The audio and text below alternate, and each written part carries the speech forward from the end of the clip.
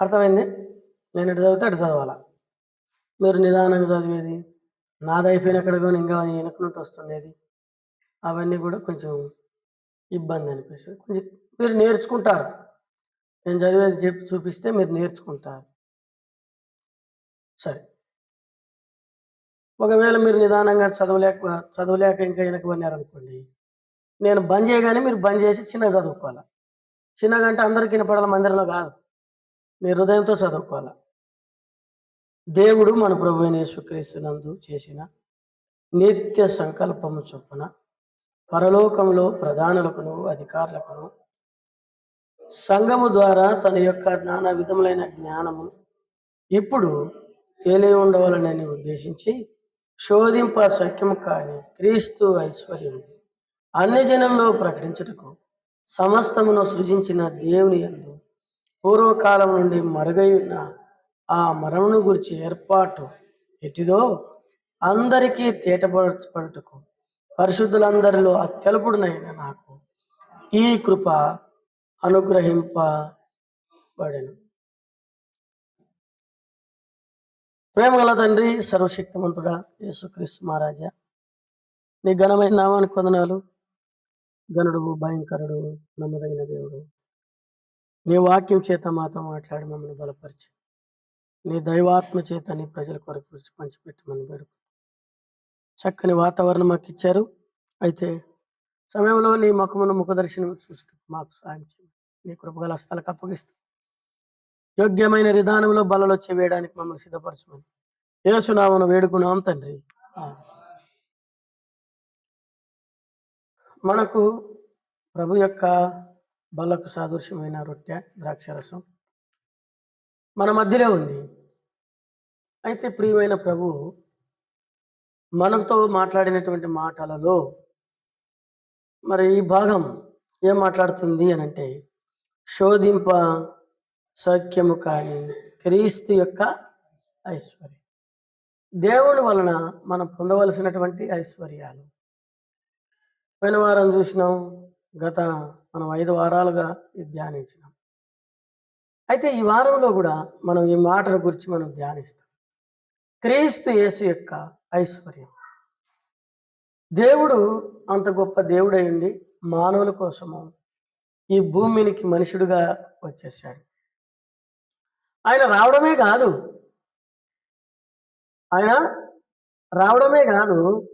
ఇంకా ఏం చేసినాడు?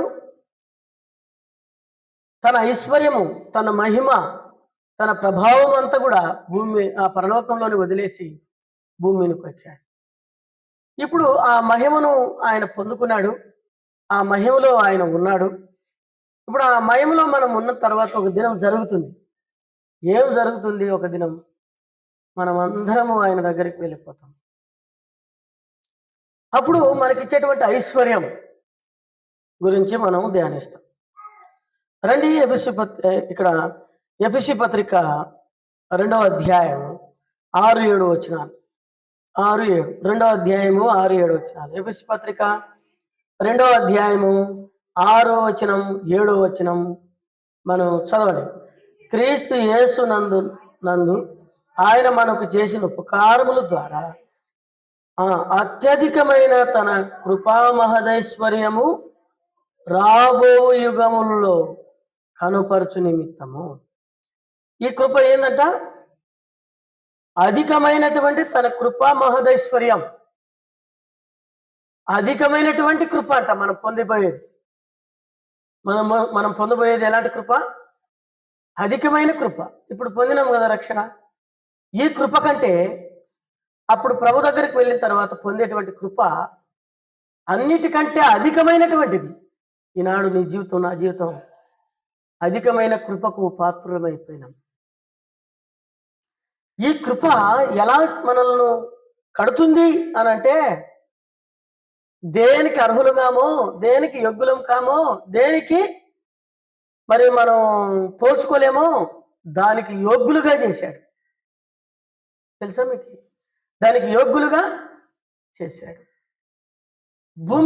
భూలోకంలో నా ఆస్తి నేను కాపాడుకోవడానికి, నీ ఆస్తి నువ్వు కాపాడుకోవడానికి మన దయాదులతోనూ మన బంధువులతోనూ మన శత్రువులతోనూ రాజకీయ నాయకులతోనూ పోరాడాల్సి ఉంటుంది. అందుకని అన్నలు అంటే ఏమి మావిస్టులు కూడా వాళ్ళు దేని కొరకు పోరాడుతుంటారు? వాళ్ళ భూముల కోసం, వాళ్ళ ఇండ్ల కోసం, వాళ్ళ హక్కుల కోసం. ఈ లోకంలో ఇదంతా మనం కాపాడుకునేదానికి. అయితే దేవుడు చూడండి, మానవుని యొక్క ప్రణయమే లేదంట. మానవుని యొక్క ఏ ప్రణయం లేకుండా అధికమైనటువంటి కృపనియాలని 7వ వచనంలో ఆ మాట స్పష్టంగా రాశాడు. 7వ వచనం, క్రీస్తు యేసునందు మనల్ని ఆయనతో కూడా లేపి పరలోకమందు ఆయనతో కూడా కూర్చుండబెట్టెను. ఇక్కడ ఏం మాట్లాడుతున్నాడు దేవుడు? ప్రభువైన యేసుక్రీస్తు నందు మనల్ని ఆయనతో కూడా లేపినాడట. అంటే ఎంత గొప్ప సంగతి! వినండి, ఎంత గొప్ప సంగతి! దేవుని వాక్యం ఏం మాట్లాడుతుంది? పాపం చేత, అపరాధం చేత చచ్చినటువంటి మన జీవితాలు, చచ్చిన బ్రతుకు మనది. ఇలాంటి దొంగ జీవితం, ఇలాంటి పాప జీవితం. అయితే పాపం విషయమై చనిపోయాము, ఆత్మ విషయమై జీవించినాము. ఆయన ఒక దినాన ఈ లోకంలో మనం చనిపోయి సమాధి చేయబడితే ఒక దినాన మనం లేపబడతాం. లేపబడిన తర్వాత ఆయనతో కూడా పెడతాం, ఆయనతో కూడా కూర్చుంటాం. ఇది భాగ్యం మనకి, ఇది భాగ్యం.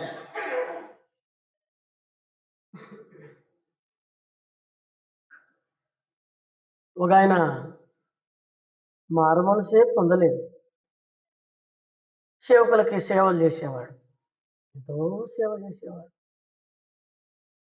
వాళ్ళకి అవసరానికి నీళ్ళు ఇచ్చేవాడు, ఆంటీ టిఫిన్ చేస్తే టిఫిన్ తీసుకొచ్చి అంకులకు పెట్టేవాడు, ఆయన కాలు కింద పెట్టకుండా చేసేవాడు. కానీ మారు మనసు పొందంటే మారు మనసు మాత్రం పొందలేదు. కాలం అయిపోయింది, చెప్పారు, ఇప్పటికైనా ప్రభు నమ్ముకో, నీ జీవితం బాగా మార్చుకో అని చెప్తే అప్పుడు మారినాడు కానీ ఆ పాత జీవితంతో అట్లనే జీవించినాడు. జీవించిన తర్వాత అలాగనే మరలా జీవిస్తూ మందిరానికి వస్తూ తుండబీడీలు తాగుతూ అల్లరి పనులు చేస్తూ లోక సంబంధమైన మనుషులతో తిరుగుతూ వాళ్ళ అలవాట్లు అవలంబించి జీవించినాడు. మీకు ఒక సంగతి చెప్తాను. బీడీలు తాగేటోళ్ళు, సిగరెట్లు తాగేవాళ్ళు, సరాయి తాగేటోళ్ళు, నెసిపొడి దిక్కేటోళ్ళు, జూజం ఆడేటోళ్ళు, కొట్లాడేటోళ్ళకి చెప్తున్నా, నువ్వెంత తాగినా కూడా నీ జీవితం ఎప్పటికంతే, నువ్వు మార్చుకోలేవు. ఇది ఇంతే కదా, దేవా నువ్వు నాకు కావాలా, నన్ను క్షమించానంటే నువ్వు మార్చబడతావు,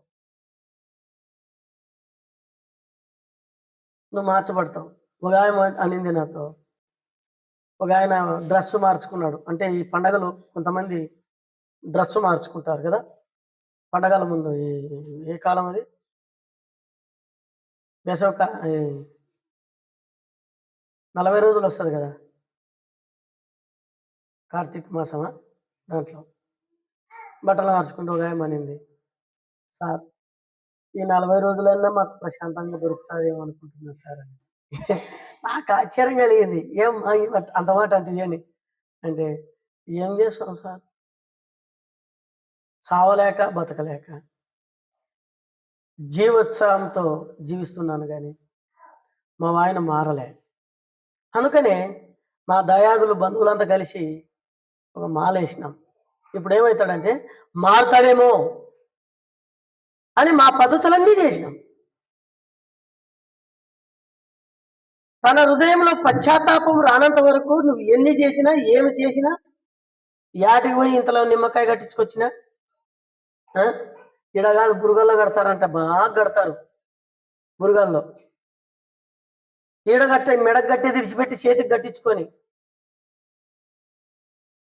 అర్థమైందే, చేతికి కట్టించుకొని ఎన్ని మార్చినా, ఎన్ని చేసినా నా బ్రతుకు ఇంతే, ఎంత తాగినా ఎంత తిన్నా ఇదే కదా, దీని జీవితమే వద్దు నాకు అనేటువంటి తీర్మానం వస్తే అది మారు మనసు అవుతుంది.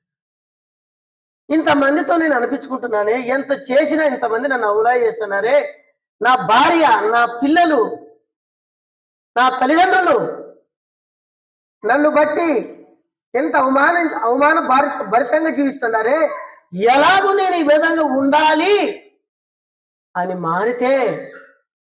మార మనసు పొందితే, ఎంతకాలమైన ఇంతేనా నా బ్రతుకు అనుకుంటే అది మార మనసు. ఇంకా చాలు, అట్లా నువ్వు అనుకోలేవు, నీ చేత కాదు. అది నిజమైన పశ్చాత్తాపం వస్తే అది జరుగుతుంది. అలాగ పొందినవాడు చనిపోయి సమాధి చేయబడి పాపం విషయంలో చచ్చిపోయినా నేను అనుకోని తీర్మానం తీసుకునేవాడు తిరిగి లేస్తాడంట. లేస్తే ఎక్కడ కూర్చుంటాడు? పరమందు దేవుని కుడిపార్శ్వమున మనం కూర్చుంటామంటండి. దేవుని కుడిపార్శ్వమున మనం కూర్చుంటాం. ఈ భాగ్యం ఎవరిస్తారు? ముఖ్యమంత్రి పిలిచి నా పక్కన కూర్చుంటాడా? అప్పుడు గుండెలు పెట్టుకోయా, గుండెలు పెట్టుకో, నువ్వేలా హీరో. కాబట్టి దేవుని బిడ్డలారా, పరలోకంలో మనం కూర్చుంటాం, ప్రభుతో కూర్చుంటాం. ఇది అధికమైనటువంటి కృప. అసమానుడైన దేవుడు, ఎవరు సమీపింపరాని తేజస్సులో ఉన్నటువంటి దేవుడు, ఏ మనుషుడు ఎవరు కూడా ఆయన చూడలేరు, చూడబోరు. అంత అసమానుడైనటువంటి దేవుడు అల్పులము, పురుగు వంటి వారము, దౌర్భాగ్యులైనటువంటి మనల్ని లేపుతాడంట ఒక దినాన. ఇది ఎంత గొప్ప సంగతి! ఎప్పుడన్నా ఎరిగినావా?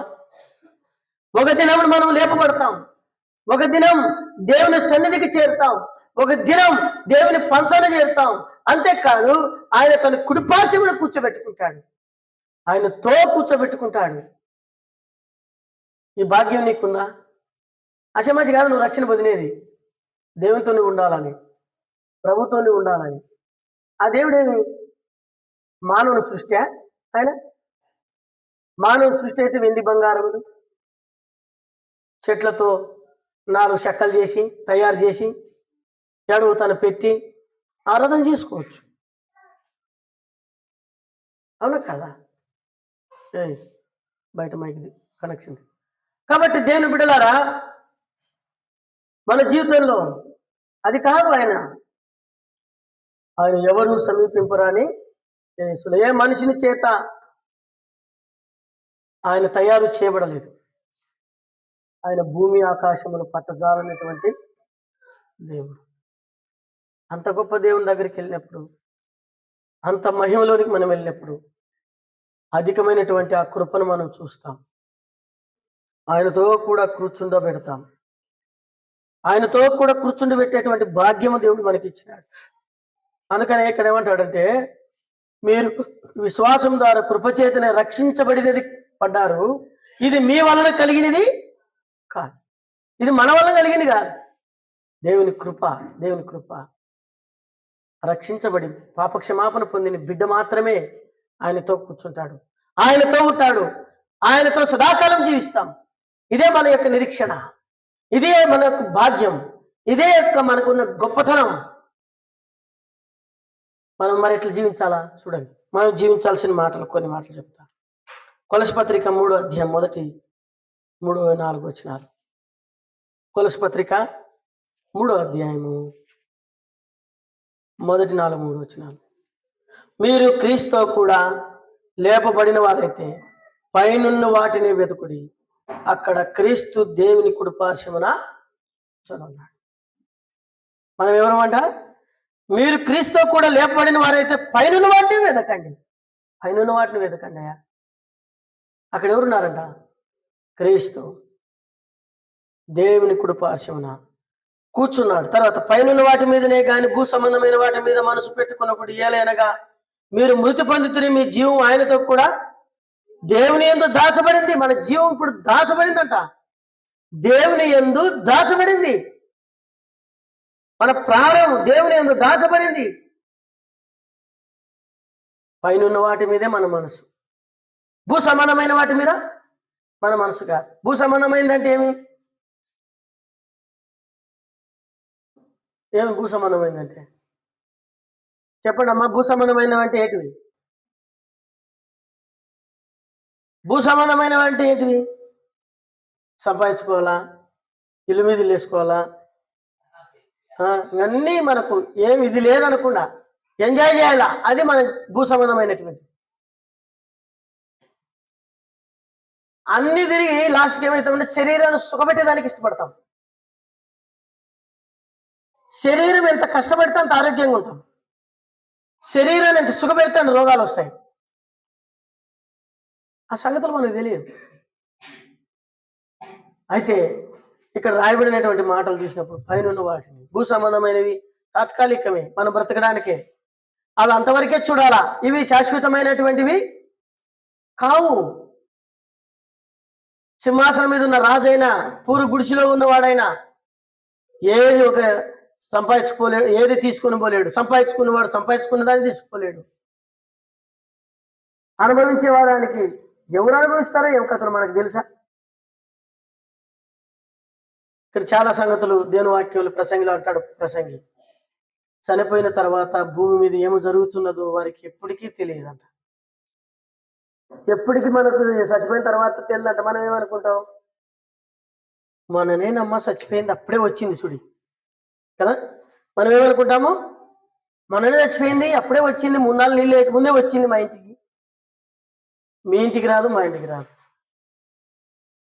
చచ్చిపోయిన వాళ్ళు ఇంకెన్నడూ గుర్తులోనికి, జ్ఞాపకంలోనికి రానే రారు. వాళ్ళకి ఏమి తెలియదంట. పెదమారకన్నా ఇప్పుడు సుమారు ఒక 5 సార్లు పోయి వచ్చింటాడు శారమ్మ రాలే అని. అక్కడ పోయిన తర్వాత కనపడు, శారమ్మ తినిందే లేదని ఆలోచన చేసి ఉండదు. వెళ్ళిపోయిన తర్వాత అయిపోయింది, మర్చిపోతాడంతా. అప్పుడు యాక్సిడెంట్ అయిపోయినప్పుడు నెత్తికి ఎట తగిలిందంటే ఏం చెప్పినారు మీరు? ఎట తగిలిందో మర్చిపోయినాం. అదే మన ప్రాణం. వెళ్ళిపోయినప్పుడు ఏమో జరుగుతుందో మనకి తెలియదు. భూమి మీద నా బిడ్డలు ఆకలితో ఉన్నారనే సంగతి కూడా తెలియదు. దానికి రకరకాల గెలిపించి లోకస్తులు నామదారులు అయితే సీఎల్ ప్లేట్లేకి ఆయన శవాన్ని పెట్టుకొని, నేను మొన్న చూసినాను, ఇది పెట్టుకొని అందరూ కలిసి తినాలంట. మళ్ళీ ఫోటో ముందు పెడతారంట. పెట్టిన తర్వాత చూడు సార్ మా ఆయన ఫోటో కాడ సవ్వగా అయింది, తినేసినాడు. ఉప్పు వేస్తే మళ్ళీ ఉచ్చు అవుతుంది. అవన్నీ లేవు. నా భార్యలే, నా పిల్లలే, నా భర్తలే ఏమి లే. పోయిన తర్వాత ఎవరికి గుర్తు ఉండదు, ఎవరు గుర్తుకు రాదు. అందుకనే చనిపోయిన వ్యక్తిని జ్ఞాపకం చేసుకోవద్దండి అన్నాడు దేవుడు. నీతిమంతులు జ్ఞాపకము చేసుకోమన్నాడు. మళ్ళా అందుకనే మనకి 3-4 మెతుకులు లేవు, 50 దినాలు ప్రార్థన లేదు, ఏటివి లేవు. చనిపోయిన రోజే ప్రార్థన చేయలేక ప్రకారంగా. ఏమంటే మీరు మా బంధువులు ఇట్టండ్రి, మా నాయన వాళ్ళు ఇట్టండ్రి, వాళ్ళు ఇట్టండ్రి, వీళ్ళు ఇట్టండ్రి అని చెప్తారని మేము తప్పక ప్రార్థన పెడతాం. ఏం చేయాలా? మా కర్మ కదా, మీ దయ మా కర్మ. కాబట్టి ఇదేం లేదు దేవుని వాక్యంలో. చూడండి, దేవుని వాక్యంలో పైనున్న వాటిని ఏం చేయాలి? మనం వెతకాలి. మనం ఏం చేయాలా? పైనున్న వాటిని, కొంచెం ఫ్యాన్ అయింది కాబట్టి పైనున్న వాటిని వెతుకుడి. ఏం వెతకాలా? పైనున్న వాటిని వెతకడి. తర్వాత ఏం రాయబడింది చూడండి, భూ సంబంధమైన వాటి మీద మనసు పెట్టుకోవద్దండి. భూ సంబంధమైన వాటి మీద మనసు పెట్టుకోకూడదు. మరి ఏమిటి మీద మనసు పెట్టుకోవాలా? ఆత్మ సంబంధమైనవి, శాశ్వత కాలం ఉండేటివి, దేవునితో ఉండబోయేదాన్ని. మనం దేవుని దగ్గర కూర్చుంటాం. ఇది గొప్ప భాగ్యం. ఒక ముఖ్యమంత్రి చంద్రబాబు నాయుడు ఉన్నాడు అనుకోండి, ఉదాహరణకి. ఎక్కడో రాజచర్లో ఉన్న రామకృష్ణ ఫోన్ చేసి, రామకృష్ణ రామకృష్ణ గారిని ఫోన్ చేస్తే ఏమన్నా ఉందే, ఏం రెడీ చెప్పు,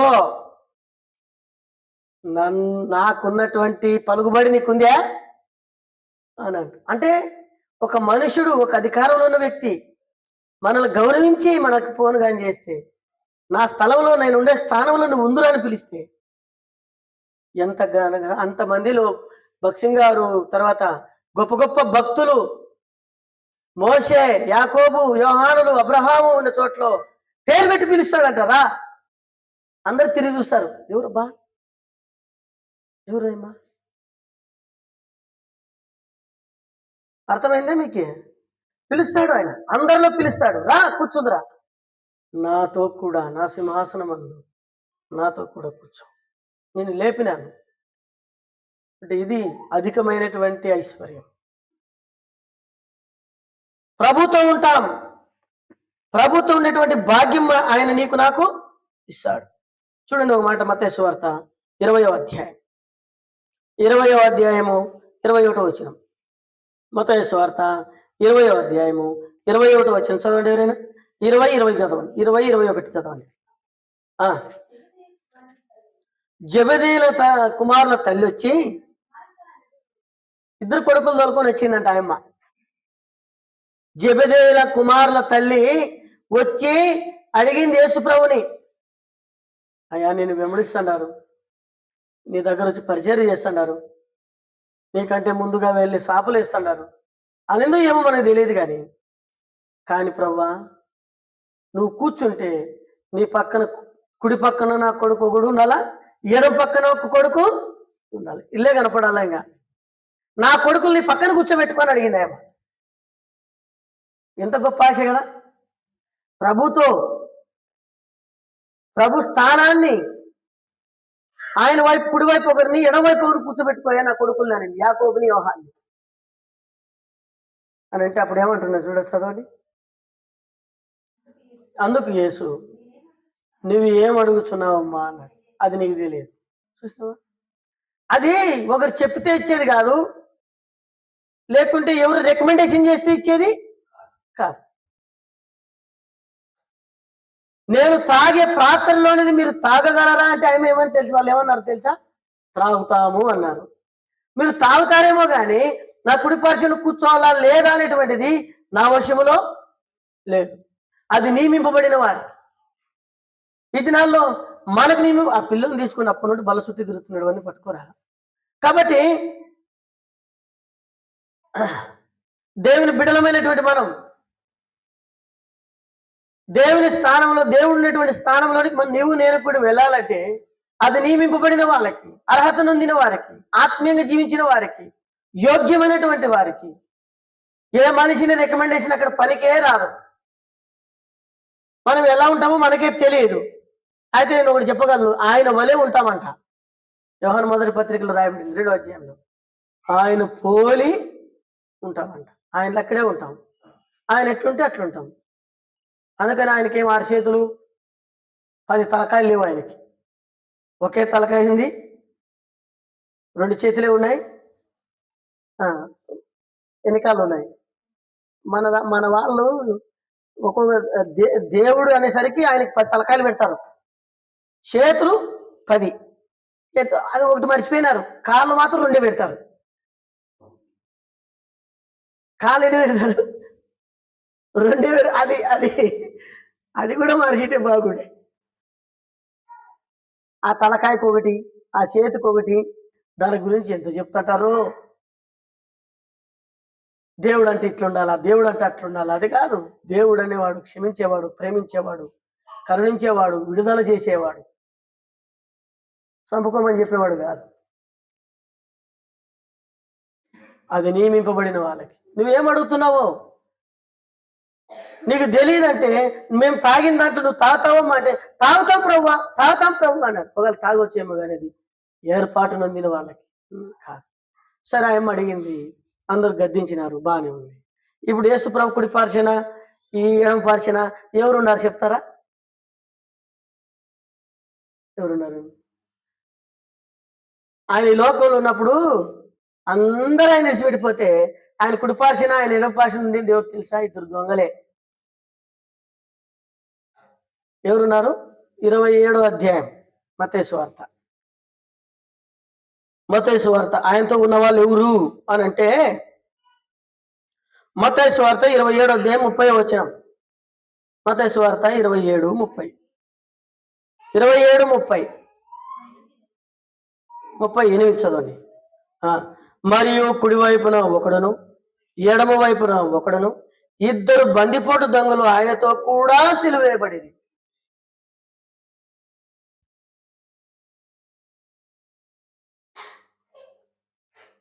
ఆయన కుడి పార్శ్వన ఎవరున్నారు?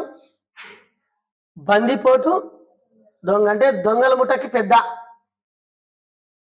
దొంగల ముఠాకి పెద్ద బందిపోటు. ఆ తర్వాత కుడివైపున ఎవరున్నారు? ఇంకొక బందిపోటు దొంగ. అతడు ఎవరంటే దొంగల ముఠాకి పెద్ద. ఎవరికి వచ్చింది ఆ భాగ్యం? చెప్పండి, ఎవరికి వచ్చింది? బాగా వెంబడించినోడికి వచ్చిందా? బాగా వందనాలు చెప్పినోడికి వచ్చిందా? ఎవరికి వచ్చింది? చెప్పండి అమ్మా, ఎవరికి వచ్చింది? ఆ దొంగలు మనమే.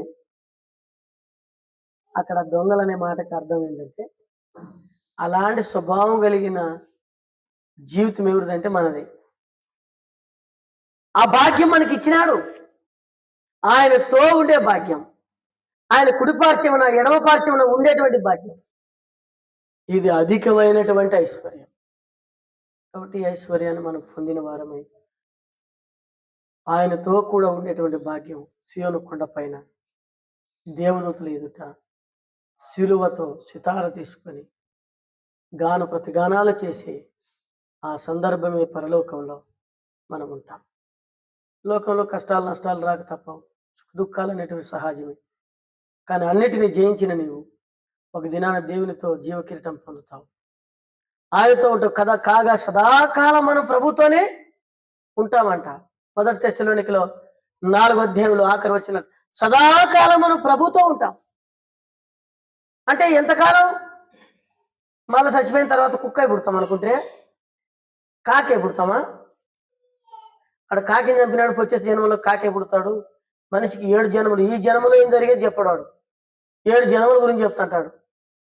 ఈ జన్మలో ఏం జరుగుతుందో మనకు తెలియదు, వచ్చే ఈ 7 జన్మల్లో ఏం జరిగేదో అది చెప్తాడు. అర్థమైందే మీకు? ఈ జన్మ ఉండే ఒక్క జన్మ, ఈ జన్మలోనే ప్రభు నమ్ముకొని, ఈ జన్మలోనే ప్రభు కొరకు జీవిస్తే, ఈ జన్మలోనే దేవుని మహిమ కొరకై బ్రతికితే ప్రభు ఎంతకాలం ఉంటాడో అంతకాలం. నరకం ఎంతకాలం ఉంటుందో అక్కడ పోతే అంతకాలం నువ్వు ఉంటావు.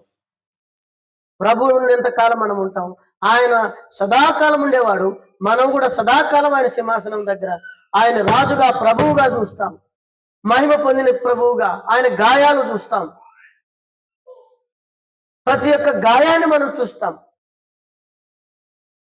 మహోన్నతునిగా చూస్తాం. కిరీటం ధరించుకునే వాడిగా చూస్తాం. ఒకప్పుడు ముల కిరీటము, ఇప్పుడు మహిమ కిరీటం పెట్టుకొని ఆయన్ని చూస్తాం పరలోకంలో. ఆయనతో ఉండేటువంటి భాగ్యం మనకిస్తాడు. ఇది మొదటిది. రెండవది చూసి ముగిస్తాను రండి. 2వ ఎఫెసీ పత్రిక 3వ అధ్యాయం. ఈ భాగ్యం ఎవరికి ఇచ్చినాడు? మనకు ఇచ్చినాడు కదా. కుడిపార్శ్వంలో కూర్చున్నాము, రక్షణ లేని దొంగ జీవితం జీవించిన మనకు ఇచ్చాడు, మనం లేపాడు. 3వ అధ్యాయం అదే వచనం, ఎఫెసీ పత్రిక 3 ఆ భాగాల్లో అన్యజనులకి అనే మాటను చూస్తాం. చదవండి, ఎఫెసీ పత్రిక 3వ అధ్యాయము 8వ వచనం 11వ వచనం కింద భాగం. పరలోకములోను ప్రధానులకును అధికారులకును సంఘము ద్వారా తన యొక్క నానా విధములైన జ్ఞానం ఇప్పుడు తెలియబడవలనని ఉద్దేశించి శోధింపు శక్యం కాని క్రీస్తు ఐశ్వర్యం అన్యజనుల్లో ప్రకటించుటకు, అన్యజనులైనటువంటి మనకు ఐశ్వర్యాన్ని అనుభవించాలని, పొందుకోవాలని. అన్యజనులు అంటే అర్థం ఏంటంటే దరిద్రులము అని అర్థం. ఏమర్థం? దరిద్రులము. దరిద్రుల కొరకు ఆయన ఏమైనాడు? దరిద్రుడు కావాల్సి వచ్చింది. కాబట్టి దేవుని బిడ్డలారా, దేవుని వాక్యంలో నేను పాపం చేత దరిద్రులమై దేవునికి దూరస్తులమై ఉన్నటువంటి మన పేద జీవితాలకి ఆయన కూడా పేదవాడుగా జన్మించాల్సి వచ్చింది. ప్రభు వాళ్ళ దగ్గరికి వస్తున్నావు, నీకు ఏ యోగ్యత లేదు, అయితే యోగ్యుడుగా ప్రభువే మనల్ని చేశాడు. 2వ అధ్యాయము 16 చూడండి. 2వ అధ్యాయం ఎఫెసీ పత్రిక 16 నుండి చదవండి, 11 నుండి చదవండి. కాబట్టి మునుపు శరీర విషయంలో అన్యజనులైంది, శరీరమందు చేతితో చేయబడిన సున్నతి గలవారు అనబడుచు, వారి చేత సున్నతి లేని వారు అనబడిన వారు మీరు. ఇశ్రాయేలు ప్రజల చేత మనం తృణీకరించబడ్డామంట ఒకప్పుడు. అన్యజనులకి ఆశీర్వాదం, ఈ ఐశ్వర్యం దేవుడు ఎందుకు ఇచ్చినాడంటే ఏమంటే చదవండి 11వ వచనం. కాబట్టి మునుపు శరీర విషయంలో అనజనులై శరీరమందు చేతితో చేయబడిన సున్నతి గలవారు అనబడిన వారి చేత సున్నతి లేని వారు అనబడిన వారు. సున్నతి లేని వారు పరలోకానికి యోగ్యులు కావట. మనం పరలోకానికి ఏం కాదు, మనము యోగ్యులము కా. పరలోకాన్ని పొందుకోవాల్సినటువంటి యోగ్యత, ఆ యొక్క యోగ్యత పొందలేనటువంటి వారు. అలాంటి జీవితంతో జీవించినటువంటి మనము, అలాంటి బ్రతుకులు బ్రతికినటువంటి మనము అన్యులు అని పిలువబడ్డాం. వాళ్ళ చేత అన్యులం, దేనికి అంటరాని వారం అని పిలువబడ్డాం. అందుకని నజరేతుని గురించి చూసినప్పుడు నాకు చాలా బాధ అనిపిస్తుంది. అంతగా తృణీకరించబడిన పట్టణం. అందుకనే ప్రభువుని యూదులు అంతగా దేశించడానికి కారణం ఏంటంటే ఆయన నజరేతులో నుండి వచ్చాడు. ఇప్పుడు చూసినప్పుడు ఇక్కడ ప్రభు ఏమన్నా మాట్లాడుతున్నాడంటే, సున్నతి లేని వారి చేత, సున్నతి గల వారి చేత మునుపు శరీర విషయంలో అనుజీనులైన మీరు, చేతితో చేయబడిన సున్నతి గల వారు అనబడిన వారి చేత సున్నతి లేని వారు అనబడిన వారు మీరు. తర్వాత 12వ వచనం. ఆ కాలమందు ఇశ్రాయేలుతో సహా పౌరులు కాక పరదేశులు, వాగ్దాన నిబంధనలు లేని పరజనులు. చూడండి, వాళ్ళతో సహపౌరులం కాదు, మరి వాళ్ళతో పౌరులం కాదు, పౌరత్వం మనకు లేదు. ఆ దేశానికి మనకు ఏ సంబంధము లేని వారు అని చెప్పుకున్నారు. మన దేశాన్ని ఇంతగా దేవుడు కాపాడడానికి ముఖ్యమైన కారణం ఏం తెలుసా? ఇశ్రాయేలు ప్రజలు కష్టకాలంలో ఉన్నప్పుడు మన దేశం వాళ్ళకి అన్నం పెట్టింది. దేవుని వాగ్దానంను మీరి దేవుని చేత తరమబడినప్పుడు దేవుని ప్రజలు మనకు తెలియదు. మనకి మన భారతదేశంలో ఇశ్రాయేలు ప్రజలు దేవుని బిడ్డలు వీళ్ళు అనే సంగతి తెలియక ఎవరో వచ్చినారని చెప్పి దయదలిసి ఆశ్రమం ఇచ్చింది, అన్నం పెట్టింది, నీళ్ళు ఇచ్చింది, ఉండడానికి ఇండ్లు కట్టుకోవడానికి పౌరత్వం కల్పించింది. అందుకనే ప్రభు మన దేశాన్ని కరుణిస్తున్నాడు. ఇన్ని దేశాలు కాలగర్భంలో కలిసిపోయినారు, కానీ మన దేశం మీదకి ఏ శత్రువు కూడా రాకుండా కాపాడుతున్నాడంటే ఇండియా దేశముకు ఆయన హృదయంలో స్థానం ఉంది. పౌరత్వులుగా మనం సహపరులు కావు. వాగ్దానం లేదు, నిరీక్షణ కూడా మనకు లేదు. నిరీక్షణ వాళ్ళది, వాగ్దానాలు వాళ్ళవి, దేవుడు వారివాడు. అయితే మనకు కృపను, ఈ ఐశ్వర్యాన్ని కలిగించాడు. అన్య జనులకు ఐశ్వర్యం అన్నప్పుడు మన దేశం గురించి ఎక్కువగా మాట్లాడాడు దేవుడు. అన్య జనులకు ఈ ఐశ్వర్యం, అన్య జనులకు ఈ ఐశ్వర్యం. ఆ అన్య జనులు ఎవరు కాదు, మనమే. జనం అన్నప్పుడు వాళ్ళు, జనములు అన్నప్పుడు ప్రపంచంలో ఉన్న ప్రతి ఒక్కరిని జనములు అన్నారు. చదవండి ఇప్పుడు కింద భాగాలు ఏమంటాయి. 12వ వచనంలో పరదేశులు, వాగ్దాన నిబంధనలు లేని పరజనులు, నిరీక్షణ లేని వారు, లోకమందు దేవుడు లేని వారై ఉండి. లోకంలో ఏం లేని వాళ్ళం అంట. ఒకప్పుడు దేవుడు ఎవరో తెలియదు మనకు, అందుకని ఆ దేవులకు మనమే పేర్లు పెట్టుకునేము. ఆ దేవులకు కూడా ఏం పేరు పెట్టుకునేము? మనమే పేరు పెట్టుకున్నాం, మనమే ప్రాణ ప్రతిష్ఠ చేసుకున్నాం. అవునా కదా? మనమే గడస్తం పెట్టుకున్నాం. పెట్టలేదా మీ ఊర్లో? మనమే. దేవుడు ఎవరో తెలియదు, ఆ నిజమైన దేవుడు ఎవరో తెలియదు. ఆ దేవుడు తెలియదు కాబట్టి మనమే దేవుడిని తయారు చేసుకున్నాం, మనమే దేవునికి పేరు పెట్టుకున్నాం, మనమే దేవుని పూజించినాం, మనమే ఆ దేవుడు ఎవరో తెలియకుండానే ఆరాధిస్తూ వచ్చినాం. ఇప్పుడు ఆ దేవుని తెలియని మీరు దేవుడెవరో తెలిపి చేసేటట్టుగా చేశాడు మనకు. అందుకనే లోకమందు దేవుడు లేని వారై ఉండి క్రీస్తు నాకు ఎట్లుంటి దూరస్తులమైంది మీరు జ్ఞాపకం చేసుకుండా, ఆయనను మునుపు దూరస్తులైన మీరు ఇప్పుడు క్రీస్తు యేసునందు క్రీస్తు రక్తం వల్ల సమీపస్తులై ఉన్నారు. మధ్యలో గోడ కొట్టేసినాడు, మధ్యపు గోడను కొట్టివేసినాడు. వాళ్ళకి మనకున్నటువంటి ద్వేషాన్ని తీసేసినాడు. సొలొమోను కాలంలోనే మన దేశంలో నుండి ఎంతో విస్తారమైన బంగారం తీసుకొని నెమిలీకులు అన్ని యెరూషలేము దేవాలయాన్ని కట్టేటప్పుడు తీసుకొని రమ్మన్నాడు దేవుడు. తెలుసా మీకు? ఈనాటికి కూడా యెరూషలేములో ఆ పాతవి ఉంటాయి. సొలొమోను కాలంలోనే ప్రత్యేకమైనటువంటి ఓడలు వచ్చి మన దేశం నుండి సమస్తమును తీసుకొని వెళ్ళిపోయినాయి. దేవుని మందిరం కట్టడానికి మన వంతు కూడా దేవుడు పని చేయించాడు. మనకు తెలియదు, మన పుట్లే, మన తాతలు పుట్లే, మన అబ్బులు పుట్లే. ఆ దేవుడు మనల్ని వెంబడించినాడు. మనకు తెలియలేదు, ఆ సంగతే తెలియలేదు. చూసినారా? ఎందుకు అట్లా చేశాడంటే ఆయన సింహాసనం మందు మనము కూర్చోవాలి, ఆయన కుడిపార్శ్వమున మనము కూర్చోవాలి. ఆయనకున్నటువంటి అధికమైనటువంటి ఐశ్వర్యమైనటువంటి కృప అది నీకు నాకు అనుగ్రహించినాడు. అందుకని మనము ఎలాంటి వారం అంటే చూడండి, యాకోబు పత్రిక 2వ అధ్యాయం, యాకోబు పత్రిక 2:5 త్వరగా చదవండి. నా ప్రియ సహోదరులారా, ఆలకించుడి. ఈ లోకపు విషయంలో దరిద్రులైన వారిని విశ్వాసమందు భాగ్యవంతులుగాను తను ప్రేమించే వారికి తాను వాగ్దానం చేసిన రాజ్యం వారసులుగా ఉండుటకు దేవుడు ఏర్పరచుకోలేదా? చూడండి, యాకోబు పత్రిక 2:5 ఈ లోకంలో దరిద్రులైన వారిని విశ్వాసమందు ఏమైనామంట మనం? అమ్మ వినండి, విశ్వాసమందు ఏమైపోయినాం మనం? భాగ్యవంతులం.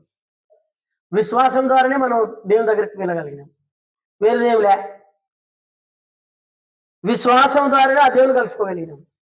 లోకమందు మనం దరిద్రులం అంటే భేదవాళ్ళం, కానీ విశ్వాసం అందు ఏం చేసినాడు దేవుడు? భాగ్యవంతులు అంటే ఏమి? ఐశ్వర్యవంతులు చేసినాడు. భాగ్యవంతులు అంటే అర్థమైంది, ఐశ్వర్యవంతులు. మహారాజా నీకేమబ్బా మహారాజా అంటాం కదా, అది అనమాట. ప్రభు ఇప్పుడు ఏమంటున్నాడు? ప్రభా మేము బలహీనులము, దరిద్రులము, భేదవాళ్ళం అంటే ఆయన అంటాడు, మీకేమైంది మహారాజా అంటాడు. నా రక్తం వలన మీరు ఏమైనారు? అక్కడ ఉంది కదా, దేవుని రాజ్యమునకు వారసులుగా దేవుడు ఏర్పరచుకోలేదా? ఇది గొప్ప భాగ్యం మనకి. దేవుని రాజ్యముల కొరకు నిన్ను నన్ను ఏర్పరచుకోలేదా అంటే అర్థం ఏంటి తెలుదా మీకు అన్నాడు. తెలుదా? ఈ దరిద్రులకి ఆయన రాజ్యం కదా. పెంట కుప్ప నుండి నన్ను లేవానెత్తితివి, పెంట కుప్ప నుండి నన్ను లేవానెత్తితివి, దారిద్రుడైన నన్ను రాజుగా చేసితివి, దారిద్రుడైన నన్ను రాజుగా చేసితివి, స్తుతి ప్రశంసప ఎంతు నిత్యము. ఈ అనుజనులకి ఎలాంటి ఆశీర్వాదం అంటే ఆశీర్వాద సంబంధమైన ఐశ్వర్యం ఇచ్చాడు. గలతీ పత్రిక 3వ అధ్యాయం చూడండి, ఎలాంటి ఐశ్వర్యము, ఎలాంటి ఆశీర్వాదంతో కూడిన ఐశ్వర్యం ఇది. గొప్పగా ఆశీర్వదించినాడు దేవుడు. చివరిగా మాట చదివి ముగిస్తా. గలతీ 3:28-29 చదవండి. మనకు తెలిసిన భాగాలు ఇవన్నీ. ఇందులో ఆ మాట గమనించండి. గలతీ పత్రిక 3:28 ఇందులో యూదుడని, చూడండి, యూదుడు అంటే ఎవరు? దేవుని బిడ్డలు. గ్రీకు దేశస్థుడు అంటే, గ్రీస్ దేశస్థుడు అంటే అర్థమేమి? ఈనాడున్న రోమా వాళ్ళంతా గ్రీక్ పరిపాలన చేసిన గ్రీకు సామ్రాజ్యాలు. గ్రీక్ దేశస్థుడేమి, యూదుడనేమి, తర్వాత దాసుడు స్వతంత్రుడని లేదు. దాసుడు అంటే జీతగాడేమి, కొడుకు ఉన్న స్వతంత్రుడు కదా, కొడుకేమి అంటున్నాడు. తర్వాత పురుషుడని స్త్రీ ఏమి లేదంట. మనం చాలా మంది ఏం చేస్తారు? స్త్రీలు ఆరాధనే చేయకూడదు. దేవుని వాక్యం ఏమిటంటుంది? పురుషుడని స్త్రీ అని భేదమే లేదంట. అందుకని వాళ్ళు చక్కగా ఆరాధించవచ్చు. మనం పాడేటప్పుడు చక్కగా పాటలు పాడు. పురుషుడు శిరస్సు కాబట్టి పురుషుడు ఉన్నప్పుడు పాడాల్సిన అవసరం లేదు. పులిపిట ఎక్కి వాక్యం చెప్పాల్సిన అవసరం, పురుషునికి అధికారం ఇవ్వాలి. ఎందుకంటే అతడు శిరస్సు, అందును బట్టి దేవుడు ఏమన్నాడు? శిరస్సు అన్నాడు. అంతే. హెచ్చించు నీ భర్తను అన్నట్టుగా పురుషుడు ఉన్నప్పుడు వాక్యం చెప్పాల్సిన అవసరం లేదు. ఎవరైనా బ్రదర్స్ ఉన్న కుమారుడైనా కానీ తండ్రి స్థానాన్ని గౌరవించాలి, కొడుకైనా కానీ. అర్థమైంది మీకు? అయితే ఇక్కడ ఏమంటున్నాడంటే చూడండి, ఏమని చెప్తా ఉన్నాడు? దాసుడని స్వతంత్రుడని లేదు, పురుషుడని స్త్రీ అని లేదు, క్రీస్తు యేసునందు మీరందరూ ఏకముగా ఉన్నారు. ఇప్పుడు ఏమైపోయినా మనం వాళ్ళు ఏమైనాం? అన్ని ప్రపంచంలో ఉన్న దేశంలో ఉన్న ప్రజలందరం ఏమైనామట? క్రీస్తుని అంగీకరించడం ద్వారా ఏకమైన. అంతే. మనుషుడు ఏడైనా మానవ మనవుడు అంటాం కదా. మానవ మనవుడు బతకాలనే కదయ్యా మనం చేసేది అంటాం. అంటే అర్థమైంది, ఎక్కడైనా మనుషులందరూ ఒకటే, మనుషులందరూ ఒకటే, అందరూ ఒకటే. ఇప్పుడు చూడండి ఏమంటున్నాడు, మీరందరూ క్రీస్తు యేసు క్రీస్తునందు మీరందరూ ఏకముగా ఉన్నారు. మీరు క్రీస్తు సంబంధులైతే ఆ పక్షమందు అబ్రహాము యొక్క సంతానమై ఉండే వాగ్దాన ప్రకారముగా వారసులు. ఏమైపోయినా మనం ఇప్పుడు? వారసులు. కుమారులే కదా వారసులు. ఎవరు? మనమందరం దేవునికి వారసులం. ఎవరిని బట్టి? అబ్రహామును బట్టి. అబ్రహాం పొందినటువంటి ఆశీర్వచనములో నుండి అబ్రహామును ఆశీర్వదించిన దేవుడు నిన్ను నన్ను ఆశీర్వదించినాడు. ఈ మాటలు, ఈ రెండు విషయాలు గుర్తుపెట్టుకోండి. మనం అన్యజనులకు ఐశ్వర్యము, కృపా మహదైశ్వర్యము ఇచ్చాడు. అంటే కృప మహదైశ్వర్యం అంటే ప్రభువుతో ఉండేటువంటి భాగ్యం. రెండోది అన్యజనులను ఆశీర్వదించినాడు. ఇది అన్యజనులైనటువంటి మనల్ని ఆశీర్వదించి వారసులుగా చేశాడు. ఇది ఐశ్వర్యం.